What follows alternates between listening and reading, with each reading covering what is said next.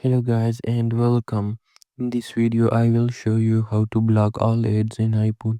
Let's get right into it. In order to block all ads in iPhone, launch the setting application on your device firstly and scroll down and tap on privacy and security. Scroll down again and now tap on Apple advertising and make sure the toggled button for personalized ads is toggled off. Now go back and tap on screen time and then content and privacy restrictions. Here, under privacy, you will see the option for Apple advertising. Tap on that and select the don't allow option. Lastly, scroll down and tap on Safari and make sure the toggle button for block pop-ups is toggled on. And this is how you can block all ads in an iPhone.